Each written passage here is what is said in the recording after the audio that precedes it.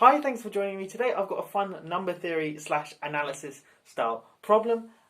We have k, a natural number, which is fixed, and we want to prove that there exist finitely many n, where n is a natural number, with n bigger than k, such that n to the power of 1 over n minus k is also a natural number. Okay, so if you want to have a go at solving this problem, pause the video now and give it a go for yourself.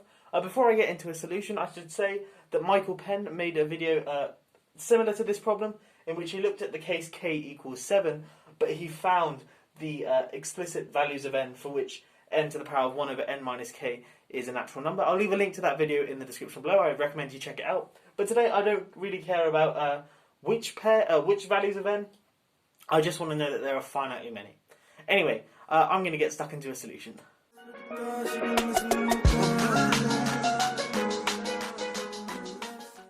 Okay, so I've made a claim on the whiteboard. I claim that the limit as n goes to infinity of n to the power of 1 over n equals 1. What I'm going to do is prove that, and then that will help me to solve my problem. Okay, so to prove it, I'm going to be using L'Hopital's rule. The first thing I'm going to do, though, is convert n into sort of a continuous variable. So just swapping the n for x. Okay, and this is fine. And now what I'm going to do is apply L'Hopital's rule. But to do that, I firstly have to change how I express this thing here. So I'm going to write this as the limit as x goes to infinity of e to the 1 over x log x. Great. Now, because e is a continuous function, I can bring this limit into the exponent. So this here becomes e to the limit as x goes to infinity. And then this thing here is log x over x.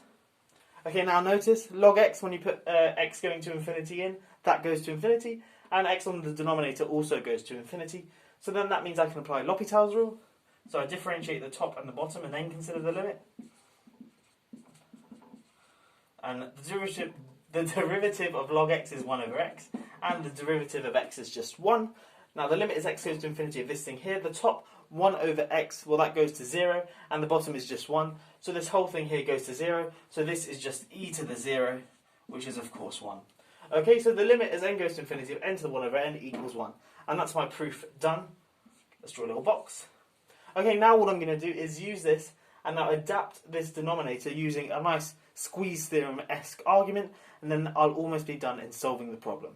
Okay, so I've just proved that the limit as n goes to infinity of n to the power of 1 over n equals 1, and now I've got a very similar claim that the limit as n goes to infinity of n to the power of 1 over n minus k equals 1. So now I've got a k sort of in the denominator as well. Now to prove this, I'm going to use this result here, and squeeze theorem, or sometimes known as the sandwiching lemma. Okay, so firstly, 1 is less than n to the 1 over n minus k for all n. And to see that this is true if and only if I raise both sides to the power of n minus k, this thing still holds. So 1 to the n minus k is less than n. Now obviously this is true, because 1 to the n minus k is 1. And this thing holds because n is a natural number, but also n is bigger than k, and k is also a natural number. So k must be at least 1, and because n is strictly greater than k, then that means that n is at least 2, and thus n is strictly bigger than 1. So that means that this inequality holds. Great. Now, I claim that for sufficiently large n, this thing here is less than or equal to n over n, n to the power of 1 over n squared. Okay, and to prove that, well, we can make n sufficiently large by making n in particular bigger than or equal to 2k, and in that case we have that n over 2 is bigger than or equal to k. Now what I want to do is sort of manipulate this inequality to give me something like 1 over n minus k. Okay, so what I'm going to do is multiply both sides by minus 1, so that flips the sign of the inequality. And then what I'm going to do is add n to both sides. So on the left hand side I've got n minus n over 2, which is of course n over 2. And on the right hand side I've got n minus k. Then I'm going to take the reciprocals of both sides, and remember that will flip the inequality as well. So I get 1 over n minus k is less than or equal to 1 over n over 2. But of course 1 over n over 2 is just 2 over n. Great, now what I'm going to do is do n to the power of both sides. So then I get n to the 1 over n minus k is less than or equal to n to the 2 over n. But of course this thing here is just that thing there. N to the 1 over n all squared. Great. So that proves that this thing here is less than or equal to this thing here when n is sufficiently large, and sufficiently large in this case means that n is bigger than or equal to 2k. It may even work for smaller values of n, but that doesn't really matter for this problem. We just need that it works for sufficiently large n. Okay, so that proves that this inequality holds for sufficiently large n. Then, of course, as we're taking n to infinity, that will eventually pass 2k. So now taking the limits of everything and remembering that limits sort of preserve weak inequalities, and that's essentially what the sandwich lemma is. I conclude that 1 is less than or equal to the limit as n goes to infinity of n to the 1 over n minus k, which is less than or equal to the limit as n goes to infinity of n to the 1 over n all squared. By algebra of limits, I can bring this limit into this bracket here. We know this thing here is 1 because we just proved that, and then we get on the right hand side is just 1 squared, which is of course 1. So we conclude that the limit as n goes to infinity of this thing here is 1. And that proves our claim, and now we're almost done in solving the problem. Okay, so I've just proved that this limit holds. The limit as n goes to infinity of n to the power of 1 over n minus k equals 1. And now remember, what we want to do is show that there are finitely many values of n for which this expression here is an integer, or a natural number to be precise.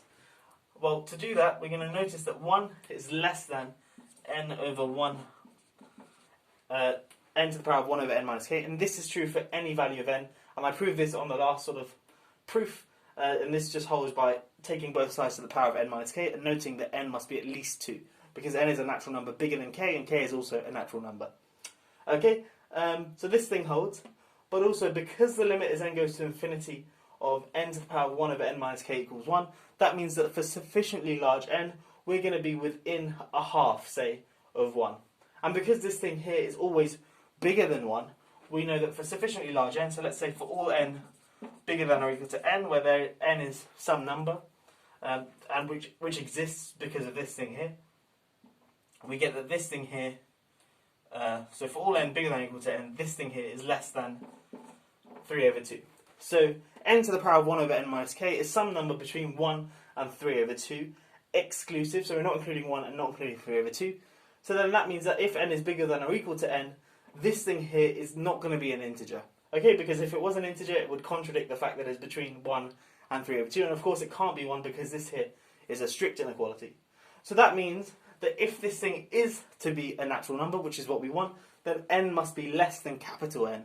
Okay, and then that means that there must be finitely many values of n for which this thing here is a natural number. Okay, and that solves our problem. Quite a neat property. Of course, this thing here could be 3 over 2. We could choose it to be 2. Whatever, it doesn't matter. Any epsilon bigger than 0, we can show that this thing, there's some n for which this thing here is less than epsilon, or 1 plus epsilon, sorry. And that follows from the definition of a limit. And so I just chose epsilon equals a half. You can in fact choose epsilon equals 1. It doesn't matter. But this proves that there must be finitely many values for which this thing here is a natural number. That solves the problem. If you are new here and you enjoyed this video, please do consider subscribing. I make lots of fun maths videos, problem solving like this one, ones where I go through proofs and stuff like that. So if that excites you, please do consider subscribing. Anyway, I will catch you in the next one. I'm very tired. It is night time here. I've got a lamp on to try and film this video. I'm going to go to bed. Have a great day.